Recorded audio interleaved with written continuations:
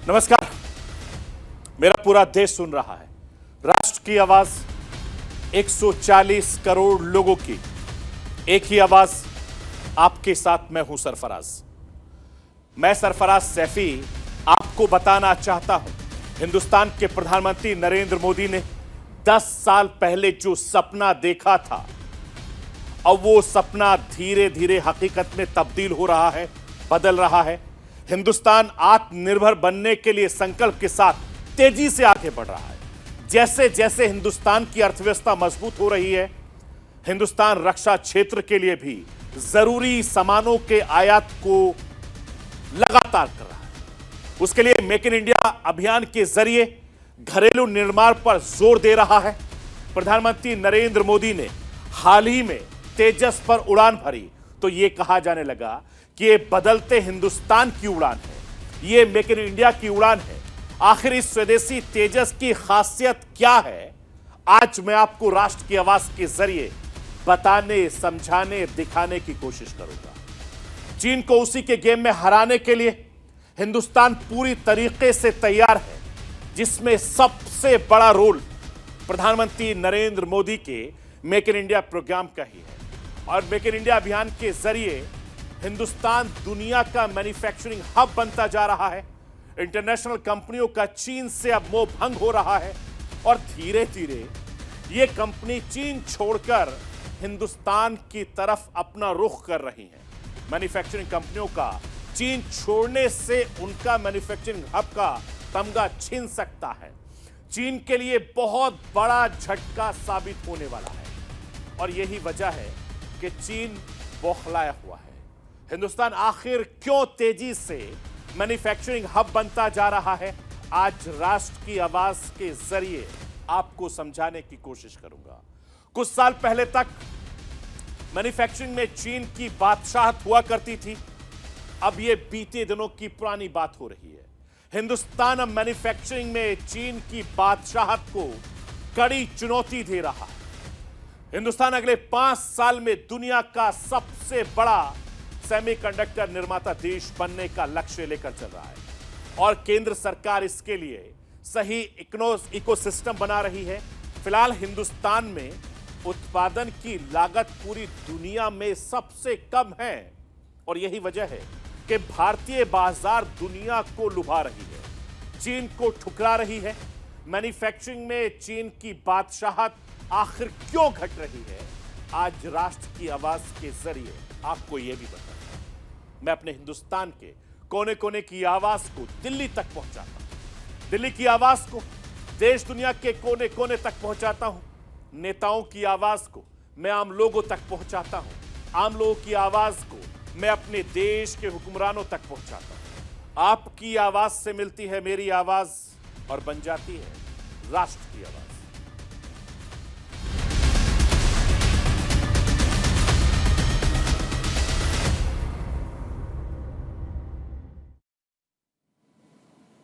एक दौर था जब हिंदुस्तान रक्षा क्षेत्र की हर छोटी बड़ी जरूरतों के लिए दूसरे देशों का मोहताज था, लेकिन वक्त बदला, केंद्र में मोदी सरकार आई, हालात लगातार बदलते चले गए।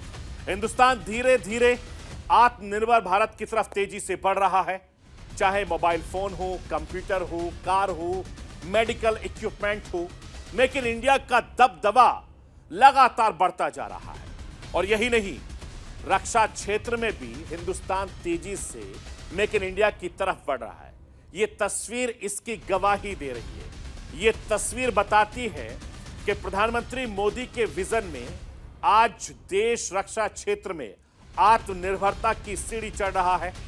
जिस फाइटर प्लेन तेजस पर बैठकर प्रधानमंत्री मोदी ने उड़ान भरी, हिंदुस्तान इसे एयरोनॉटिक्स लिमिटेड ने डेवलप किया है। आत्मनिर्भर भारत मिशन के जरिए बने तेजस पर बैठकर पीएम मोदी ने दुनिया को आसमान से हिंदुस्तान की ऊंची उड़ाई का संदेश दिया।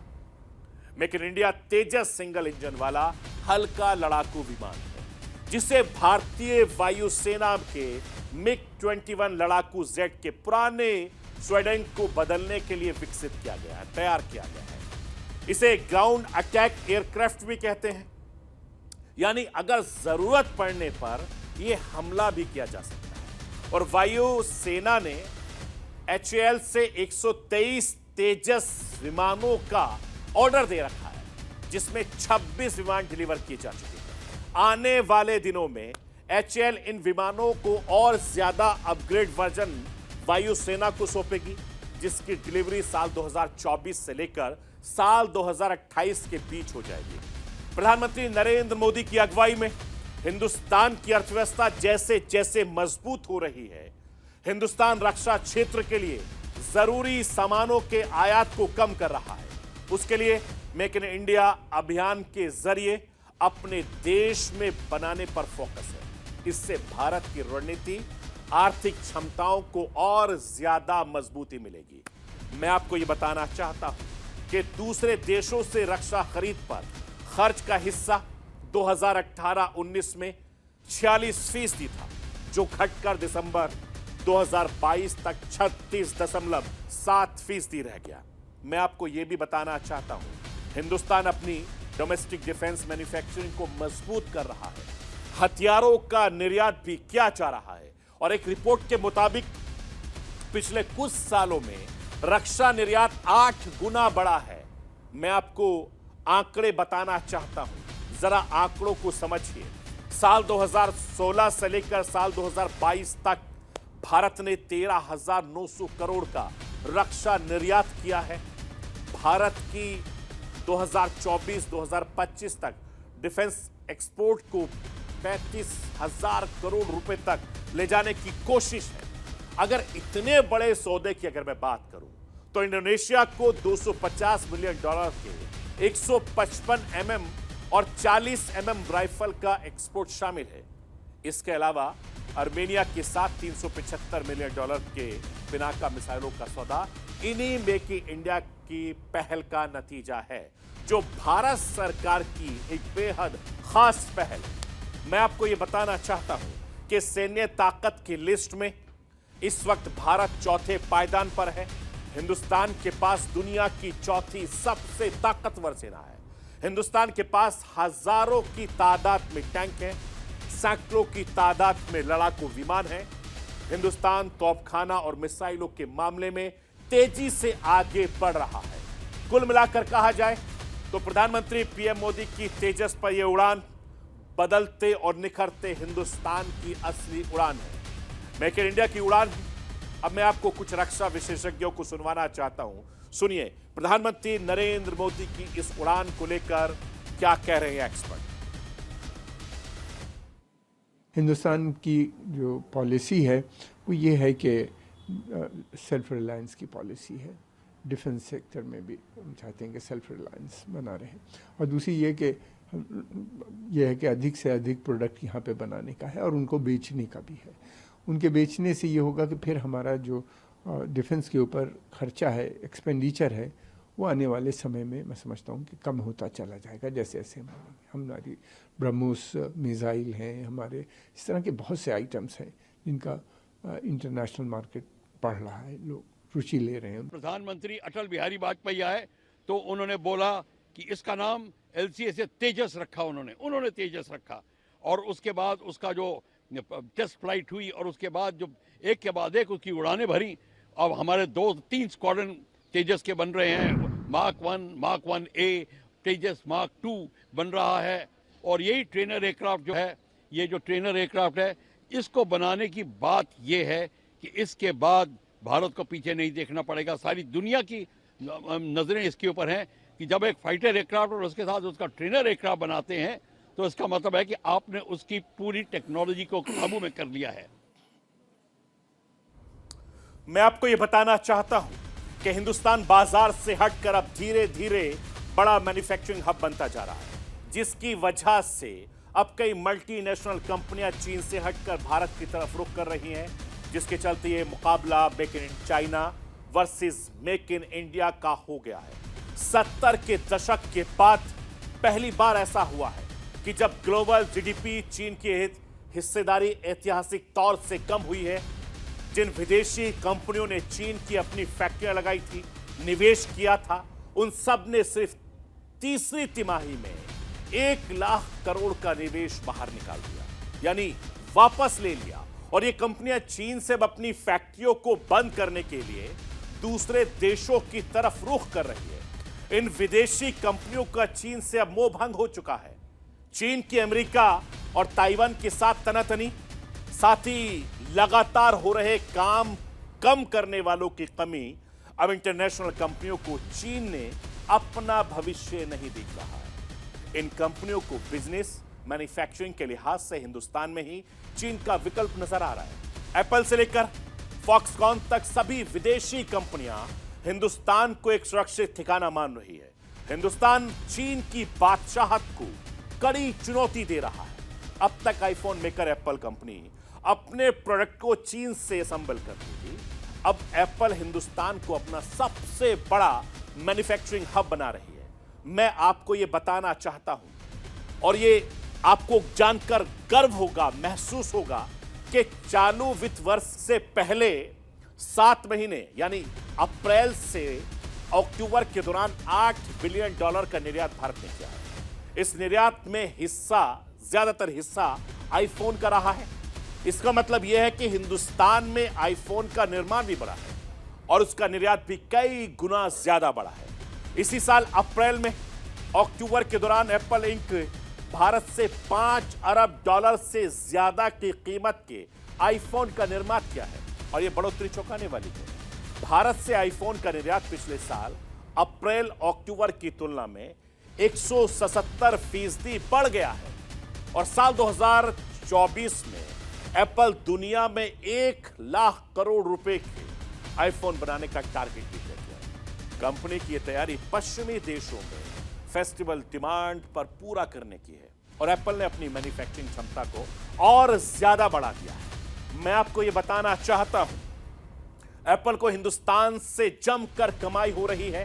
साल 2023 में एप्पल ने हिंदुस्तान में सबसे ज्यादा कमाई की है, जो all time high revenue record है और यही वजह है कि हिंदुस्तान एप्पल के लिए एक शानदार मार्केट बन गया है। अब वो दिन दूर नहीं जब दुनिया भारत में बनी मेक इन इंडिया आईफोन का इस्तेमाल करेगी। हिंदुस्तान आईफोन से लेकर दूसरे स्मार्टफोन की मैन्युफैक्चरिंग की भी चीन को चुनौती दे रहा है और यही वजह है कि ज्यादा से ज्यादा मोबाइल कंपनियां हिंदुस्तान की तरफ अपना रुख कर रही हैं। टाटा जैसी कंपनियां भारत में आईफोन की मैन्युफैक्चरिंग कर रही हैं, जिसके लिए टाटा ग्रुप ने विस्टॉन कंपनी को अधिग्रहण किया है। लेकिन बात सिर्फ एप्पल की नहीं, प्रधानमंत्री नरेंद्र मोदी का मेक इन इंडिया प्रोग्राम कितना कामयाब रहा है यह समझना है तो एक बार हिंदुस्तान में बनने वाले मोबाइल फोन्स के आंकड़ों को देख लीजिए। मैं आपको वो आंकड़े दिखाना चाहता हूं। वो आंकड़े देखकर आप हैरान, परेशान, दंग रह जाएंगे। साल 2023 में भारतीय बाजार में जितने भी फोन की सेल की गई है वो पूरी दुनिया के देश में हिंदुस्तान में तैयार किए गए। सोचिए आप, साल 2022 में यह आंकड़ा 98% का था, जबकि 2014 में भारत अपनी जरूरत के 81% मोबाइल चीन से आयात करता था और साल 2014 तक हिंदुस्तान में हर साल सिर्फ 6 करोड़ मोबाइल फोन का उत्पादन होता था। अब हिंदुस्तान 22 करोड़ से ज्यादा मोबाइल फोन का उत्पादन कर रहा है। हिंदुस्तान में मोबाइल मैन्युफैक्चरिंग 23% सालाना की ग्रोथ से बहुत तेजी से बढ़ रही है। मैं आपको यह बताना चाहता हूं कि हिंदुस्तान अब दुनिया का दूसरा सबसे बड़ा मोबाइल मैन्युफैक्चरिंग देश है और इसकी वजह से चीन को लगातार चुनौती मिल रही है। हिंदुस्तान न सिर्फ दुनिया का दूसरा सबसे बड़ा मोबाइल फोन उत्पादक है, हिंदुस्तान में मोबाइल की खपत भी बड़े पैमाने पर होती है। हिंदुस्तान में मैन्युफैक्चरिंग हब बनने के लिए मोदी सरकार का focus make in India, is of doing business पर है और कंपनियों को भी हिंदुस्तान में डबल बेनिफिट मिलता है क्योंकि डोमेस्टिक मार्केट बहुत ज्यादा बड़ा है और यही वजह है कि आज दुनिया भर की कंपनियां हिंदुस्तान की तरफ रुख कर रही हैं, हिंदुस्तान में आना चाहती हैं, हिंदुस्तान में व्यापार करना चाहती है। मैं आपको ग्लोबल मार्केट में हिंदुस्तान के बढ़ते कदम पर हिंदुस्तान के प्रधानमंत्री नरेंद्र मोदी को सुनवाना चाहता हूं। आप सुनिए कि नरेंद्र मोदी इसको लेकर क्या कुछ कह रहे हैं। मेरे परिवारजनों, दुनिया के विकसित से भी विकसित देशों में हालत क्या है वो आज सारी दुनिया को पता है। लेकिन भारत एक ऐसा देश है जो तेज रफ्तार से आगे बढ़ रहा है। आज दुनिया भर में के निवेशक भारत में निवेश करना चाहते हैं। हर सेक्टर की बड़ी बड़ी कंपनियां भारत आने के लिए तैयार है, आतुर है। भारत दुनिया का बड़ा मैन्युफैक्चरिंग हब बनने जा रहा है। शताब्दियों से दबी हुई भारत की ऊर्जा और इसकी शक्ति अब अपने सही रास्ते पर आगे बढ़ रही है। मैं आपको यह बताना चाहता हूं कि हिंदुस्तान आखिर क्यों तेजी से मैन्युफैक्चरिंग हब बनता जा रहा है। इसके पीछे वैसे तो कई वजह हैं, इसमें एक सबसे बड़ी वजह हिंदुस्तान की भरोसे की गारंटी होना। कोरोना महामारी का ये कोरोना महामारी हो या रूस यूक्रेन युद्ध हो, इजराइल हमास युद्ध हो, हिंदुस्तान ने निष्पक्ष रहते हुए अपने हितों को बढ़ाया है और दूसरे देशों की मदद की है।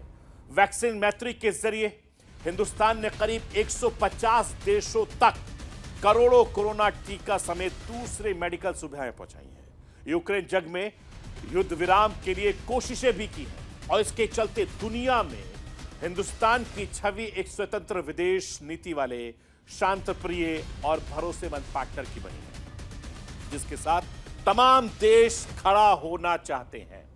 मैं आपको यह बताना चाहता हूं कि जिस तेजी से हिंदुस्तान आगे बढ़ रहा है उससे कुछ साल पहले तक एशिया में चीन का डंका बजता था, लेकिन अब हिंदुस्तान ने उसे चारों खाने आसानी से चित कर दिया है। चीन की अर्थव्यवस्था जहां बदहाली के दौर से इस वक्त गुजर रही है, हिंदुस्तान दिन दुगनी रात चौगनी लगातार तरक्की कर रहा है। बोस्टन कंसल्टिंग ग्रुप ने हाल ही में एक रिपोर्ट जारी की है, जिस रिपोर्ट में यह बताया गया है कि चीन से अमेरिकी इंपोर्ट में भारी गिरावट आई है, जबकि हिंदुस्तान से इंपोर्ट में कई गुना ज्यादा इजाफा हुआ है। मैं आपको यह बताना चाहता हूं कि बोस्टन कंसल्टिंग ग्रुप की स्टडी में सामने आया है कि चीन से अमेरिका में आयात किए जाने वाला सामान में 10% की कमी आई है और भारत से अमेरिका में आयात किए जाने वाले सामानों में 44% की तेजी देखी गई है। इसके अलावा मैक्सिको से 18% और साउथ पूर्व एशियाई राष्ट्र संघ में 65% बढ़ी है। यानी ग्लोबल मार्केट में चीन की बादशाहत लगातार घटती जा रही है और सबसे बड़ा सवाल यह है कि आखिर चीन की बादशाहत ग्लोबल मार्केट क्यों घट रही है। साल 2019 में चीन से शुरू हुआ कोरोना महामारी ने पूरी दुनिया को अपनी चपेट में ले लिया और कोविड-19 के दौरान ग्लोबल सप्लाई चेन प्रभावित हुई है। अमेरिका से लेकर दुनिया के कई देशों ने चीन की जगह दूसरे देशों से सामान मंगवाने की प्राथमिकता दी। अमेरिका ने चीन की जगह हिंदुस्तान को चुना और यही वजह है कि पिछले 4 सालों में हिंदुस्तान से अमेरिका में आयात किए जाने वाले सामानों में 44% की बढ़ोतरी हुई है। हिंदुस्तान में अमेरिका को निर्यात किए जाने वाले सामानों को भी बढ़ोतरी हुई है और उसकी एक वजह लगातार मैं आपको दिखा रहा हूं। अमेरिकी भारतीय प्रोडक्ट्स को खूब पसंद कर रहे हैं। अमेरिका का सबसे बड़ा रिटेलर मार्केट भी है और इसीलिए हिंदुस्तान बहुत तेजी से आगे बढ़ रहा है।